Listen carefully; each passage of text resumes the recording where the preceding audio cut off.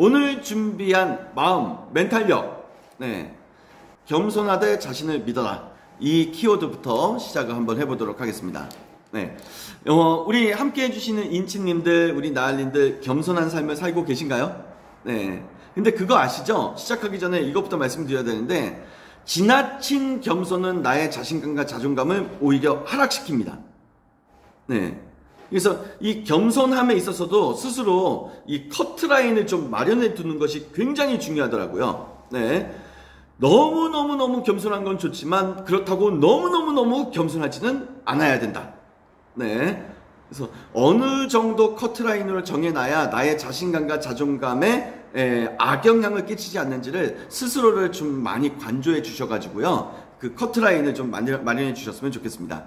자, 다시 본론으로 들어와서 겸손하되 나 자신을 믿어주셔야 돼요. 분명 겸손하다라는 것은 오히려 나를 돋보이게 하는 이제 반짝반짝 이 빛살과도 같습니다. 다만 아까 말씀드렸다시피 너무 겸손하시다 보면은요, 어느 순간 자신도 모르는 사이에 나 스스로를 믿지 못하는 마음의 병을 얻으실 수도 있어요.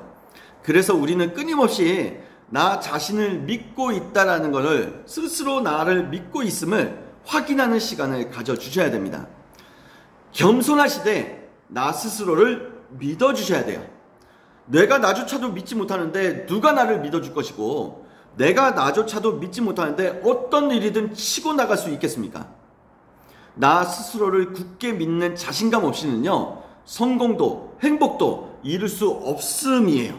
네, 그렇기 때문에 우리는요, 나 스스로를 굳게 믿는 자신감을 가져주셔야 되고, 이것이 이루어지는 순간 성공도 행복도 나에게로, 내 눈앞으로 끌어당겨 올 수가 있다는 겁니다. 자, 그래서 좀 쑥스러우시고 좀 닭살이 돋으실 수도 있지만 양손 엄지손가락 이렇게 해주시고요, 나를 가리키시고 나 스스로에게 이렇게 외쳐주세요. 나는 나를 믿는다. 나는 나를 믿는다. 나는 나를 믿는다. 네. 아침마다 오늘도 나는 나를 믿는다. 아침마다 그렇게 생각을 해주셔야 돼요. 네. 자, 그러면 나는 나를 믿는다. 근데 내가 나를 믿고 나에 대해 자기 확신을 가질 때 어떠한 것들을 또 우리가 주의해야 되는지 오늘 세 가지를 또 말씀을 드리겠습니다. 먼저 첫 번째는요, 나를 믿어주시되 감정 컨트롤을 할 수 있는 나의 컨디션 상태를 끊임없이 만들어 주셔야 돼요. 스스로의 감정을 컨트롤할 수 없다라면은 그거는 내가 나를 믿는 것이 아니라 자기 기만 또는 자기 자만에 빠질 확률이 굉장히 높아집니다. 감정이라는 것에 깊이 빠져보는 것도 좋지만 내가 나 스스로의 감정을 컨트롤해 줄 수 있는 그 힘을 내가 만들어 가셔야 돼요. 자, 예를 들어 이렇게 좀 표현을 해볼게요. 심지어 모르는 아이가 막 신나게 놀다가 내 옷에 아이스크림을 묻힐 때가 있어요. 근데 내 마음 상태가 기분이 좋다라면 괜찮아 그러면서 아이는 뛰어놀아야 돼. 괜찮아 그러면서 나 또한 막 신나게 크게 웃게 되는 그런 순간이 있죠. 근데 상황은 같은데 내가 오늘 머피의 법칙이에요. 아침부터 계속해서 안 좋은 일들만 가득합니다. 근데 아이가 내 옷에 아이스크림을 묻힌다? 똑같이 기분 좋게 웃으면서 그 아이를 대할 수 있을까요? 어쩌면 최악의 경우 이 아이에게 화를 낼지도 모릅니다.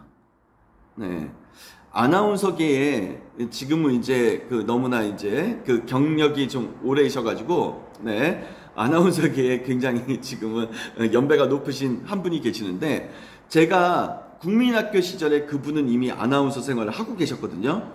근데 대학로에, 제가 서울 대학로 태생인데 대학로에서 행사가 있는데 그분이 오신 거예요.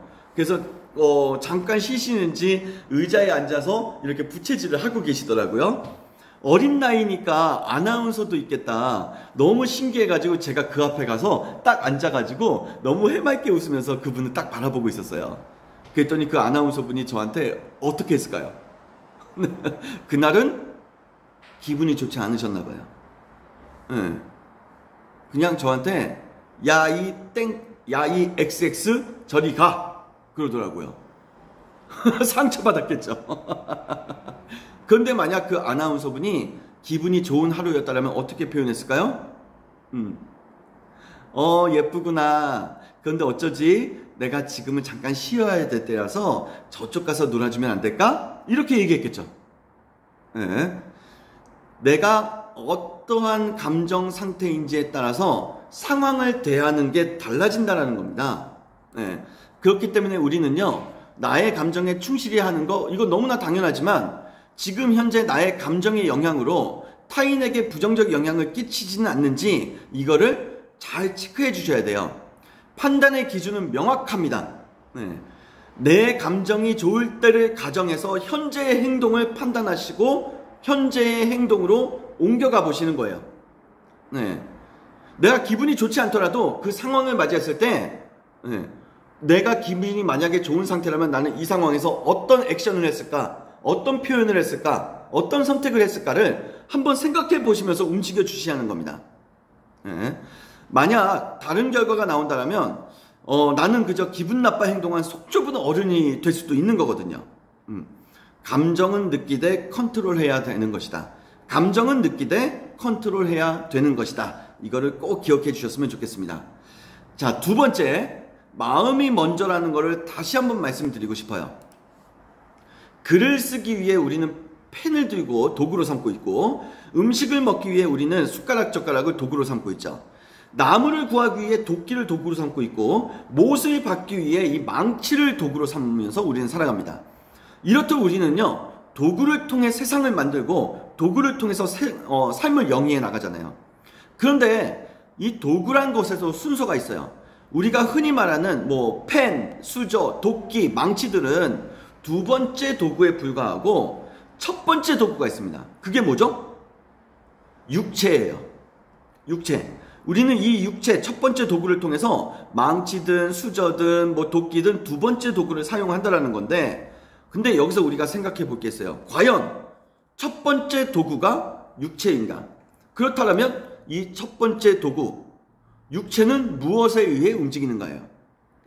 두 번째 도구, 망치나 숟가락, 젓가락 등등은 첫 번째 도구인 이 육체, 손이나 발이나 등등을 통해서 우리가 활용하면서 움직이잖아요. 그럼 첫 번째 도구인 이 육체는 무엇을 통해서 움직이게 만드느냐예요.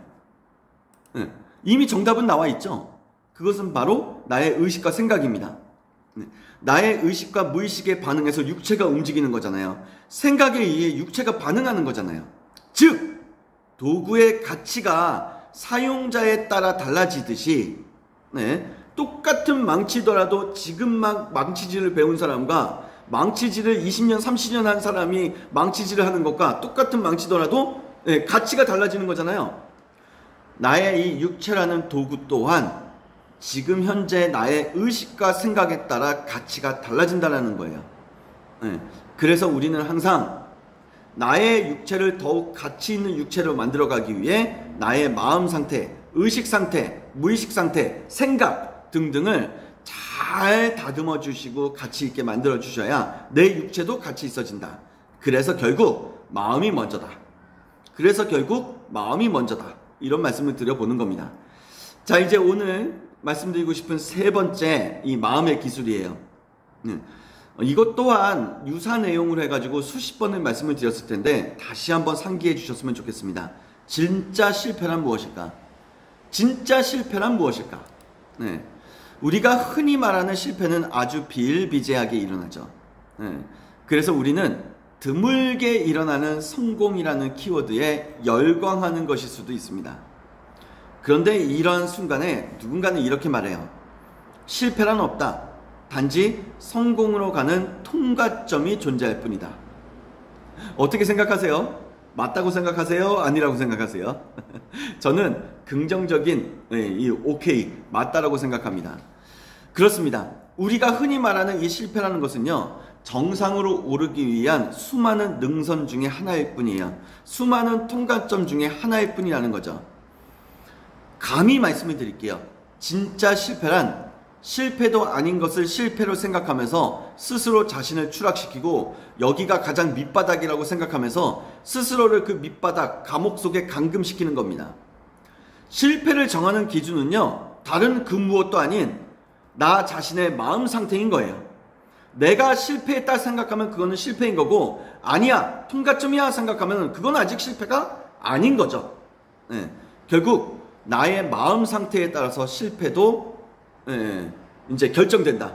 이렇게 좀 생각을 해주셨으면 좋겠어요.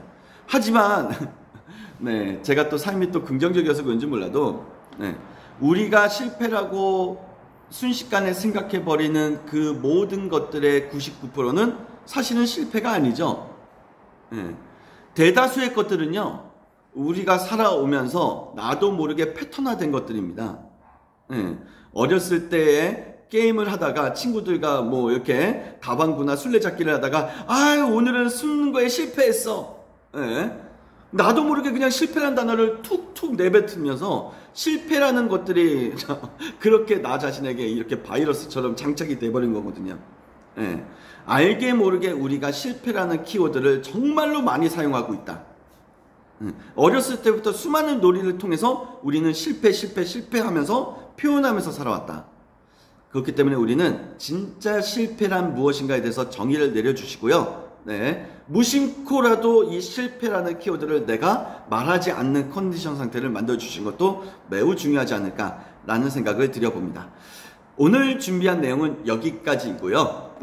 오늘 마음의 기술, 감정 컨트롤을 해야 된다. 그리고 마음이 먼저다. 그리고 진짜 실패란 내가 정하는 것이다. 이거를 꼭 기억해 주셨으면 좋겠습니다. 정리하도록 하겠습니다. 누가 보든 보지 않든 남이 인정하든 인정하지 않든 무조건 해야 하는 것. 그것은 바로 뭐라고요? 나를 성공을 이끌어줄 Great Habit, 위대한 습관. 그 중에서도 10 to do 리스트입니다. 오늘과 내일도 10 to do 리스트의 약속을 꼭 지켜주시길 바라면서요. 여기서 한 가지 오랜만에 당부 말씀드릴게요. 일요일만큼은 한 번쯤 사랑하는 사람들을 위해서 가족이 되었든 아이들이 되었든 친구가 되었든 사랑하는 사람들을 위해서 10 to do 리스트를 해보시면 너무너무 좋으실 거다. 이러한 말씀을 드려봅니다. 자, 익숙했던 것과 이별하시고 불편했던 것들과 친해지시는 멋진 오늘 되시길 바랍니다. 힘! 마치겠습니다. 감사합니다.